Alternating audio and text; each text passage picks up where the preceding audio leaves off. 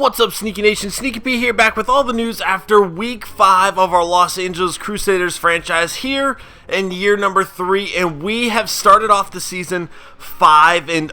Our rookies are stepping up big time. Derek Carr is making some really good throws. Our offense is very hit and miss. It seems like it's either a 3-and-out or a touchdown. We definitely need to get a little more consistency there from game to game. If Derek Carr starts off slowly, it's usually a pretty bad sign that things aren't going to go quite as planned for that game. But overall, he's having a really good season. Next up, we have the Chargers. We've already played them once. We have given them their one loss on the season. So if we can get an early 2-0 lead on them in the division, have that tiebreaker set against them, even if we do struggle a little bit later in the season, something we saw a little of last year, we should be able to take the division, or at least have the lead over them as things wind down. Obviously, the Broncos and Chiefs are still in play. We did beat the Chiefs once too, though. So having an early 2-0 lead in the division, if we can win this one, make it 3-0 with the 6-0 record, would be incredible. New game prep. Here we go. I need to put some points into Keyston Mack. I'm really kind of worried about that 4-drop game that he had. Granted, he has still been killing it. It doesn't look like it affected his confidence at all.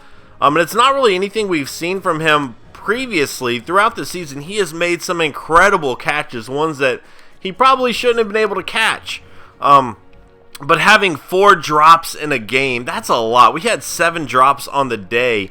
And Derek Carr would have had a much better game if it wasn't for some of those drops. People keep asking me why I'm putting time in developing Small as opposed to Derek Carr.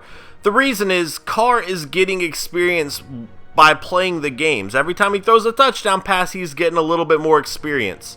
Small, on the other hand, is just sitting on the bench. So if I can continue to get him experience, if nothing else, I could use him as trade bait. I'm not planning on that. I know people are telling me, some people are telling me to trade Carr, some are telling me to trade Small. I'm pretty comfortable having both of them, honestly. You know, we've seen Carr go down with a few minor injuries so far this season. Luckily, nothing really bad or anything like that, but it is something that we're going to have to keep an eye on, you know, in case he does get injured. We saw that the first season we started him, and we just went on a massive losing streak without him. So I like having a good backup that I can trust, and I think we have that in Small. So I want to develop both of them. I have no problem developing both of them. Having 2 good quarterbacks is a very good problem to have in my book, especially because we don't really need anything. We're set everywhere. People are telling me to trade him for a good draft pick, but what's a draft pick going to do? Where are they going to play? Like, I'm pretty comfortable at every single position I have, to be honest. So that's not a big concern for me. Florida defensive tackle Markel Kilgore is leading the conference in sacks, getting at least 1 in the last 5 games. That is really crazy from a defensive tackle. So that is somebody to keep an eye on. Defensive tackle is one of the few positions I could probably upgrade in the offseason. Justin Smith is having a monster season for us right now, but he could easily retire. I don't know that we're going to see him again. So definitely upgrading that would be something to keep an eye on. We have the 8th ranked offense and 16th ranked defense. It really feels like the opposite. Our defense gives up a whole lot of yards though, but once the other team gets into the red zone, our defense usually does a pretty good job of cracking down and holding them to a field goal. Whereas offensively, I feel like we've been struggling. Our running game has been great. Running game has been very good, except for 2 games ago we struggled a little bit, but against the Chiefs, I think. But overall, our running game has been getting us a lot of yards. That probably plays a big factor into it. So nothing else over here we need. Concessions, we're down at second, so we're only $21 million in the negative now. We've been gaining it a lot back. We gain a lot more at home games than we lose on away games. So there is a profit to be made throughout the season. Are we going to make enough to get into the positives to end the season? I don't know. One thing I will say is if we can manage to get in the positives by the end of the season, the only real spending money I'm going to need to use is on draft picks. I don't know that there's going to be a whole lot of free agent needs for us. Now, we're going to have to re-sign some of our players, but overall, I think we're okay right now. And the Broncos got their first loss of the season, so we are in command of the division right now, and our division is looking pretty good. 5-0, 4-1, 3-1. The Chiefs 2-3. They're kind of struggling a little bit. Alex Smith is having a pretty poor season for them right now, though. Unfortunately for them, And here's where we've been blessed, man. We have not, I don't have any wood to knock on. I probably just jinxed us. But so far, we have not had many injuries. Something we've definitely had a lot of throughout this series. I want to say it was year 2 when we really took a hit and all of our players were getting hurt. Maybe it was year 1. But there was at one point we were really in trouble. Auto sub, this still isn't working all too much. Maybe if I raise it, I don't know. I want to use a running back other than Golden. You know, lately I've been subbing in Murray. One, I know you guys have been asking to see Murray. But the main reason I've been doing this is because in a late game situation like that, Murray has the best carrying trait on my team. Meaning, I don't think he's going to fumble the ball. So if the only thing I am attempting to do is run the clock out, Murray is my go-to running back. So that's been the reason behind that.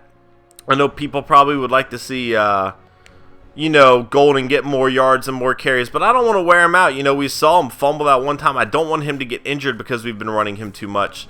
Settings. All right, here are some sliders. People have been asking to see the sliders again. I post this a lot in news videos, so I'm pretty sure anybody asking to see the sliders just doesn't take the time to watch these, but that's okay, to each their own. Here they are. For those of you wondering, now one thing I am going to fix here is interceptions for the computer. I'm going to turn this up by 2. If that doesn't do it, we'll turn it up a little bit more. But they've been having a lot of dropped passes, something I don't like. Granted, I don't want to be throwing 4 interceptions a game, but we'll see how that goes. Again, if that's way too much, we'll lower it a little bit. I want to keep it realistic. Unfortunately, getting this all Madden realism is pretty much impossible because the computer completes 80 to 90% of their passes every game, sometimes even more than that, and it's really frustrating and annoying. But I do the best I can to keep it realistic. Awards, let's go ahead and check this out, see what we have here. Weekly awards. Aaron Rodgers, 42. Look at all these passes people are throwing, man. 436 yards. Last time they did 55 passes. This one's 57. 436 yards, 4 touchdowns, 2 interceptions, 4 carries for 19 yards. Jimmy Ward, baby. 2 interceptions and a touchdown to go with 5 tackles. I like to see that. McCourty, 7 tackles, 2 interceptions for the Titans. And Tom Brady, 19 to 26, 210 yards, 3 touchdowns, 0 interceptions for the man in New England. Looking good so far, though. We're starting off 5-0. I can't wait to get to the yearly awards and kind of see how we're doing in that category. We'll see if there's any transactions here. I'm kind of holding off on the yearly stats a little bit until we maybe get to like week 8 or something. I guess maybe week 7. I don't know, because week 8 we're obviously going to have all the awards to look at. We can go check out a few of the league leaders. This episode's not running too long. I don't want to get really into it right now, but we'll definitely just kind of see how we're faring here. NFL, well, you can't really, yeah, let's just go by yards first. Breeze leading the way, Rodgers, Dalton, Griffin, Mike Glennon, Matt Ryan. I got a whole lot of slack for saying Matt Ryan had a bad season. I didn't mean like a bad season, just in terms of Matt Ryan and the seasons he's had previously. I had him on fantasy, and he really wasn't doing good at all for me. That and the Falcons had another poor record for 2 straight years now. Again, a lot of that is attributed to injuries, but still not a Matt Ryan type season if you ask me. I know he's capable of more, I should have said. Johnny Manziel leading the NFL in touchdown passes. Wow. 13 touchdowns, only 2 interceptions for him. Russell Wilson second, 12-6. Breeze 11-2, Dalton 11-4. Chaz Jenkins, some division rivals here. Philip Farrell is 10-3. Chaz Jenkins is 9-6, and we're down here at 9-2. So a little bit off the touchdown mark, but that's okay. Who's throwing a whole lot of interceptions? 13 for Ryan Mallett. My goodness, good sir. Aaron Rodgers, 8-11, not having a good season for him. Blake Bortles struggling. Christian Ponder struggling despite his very high overall.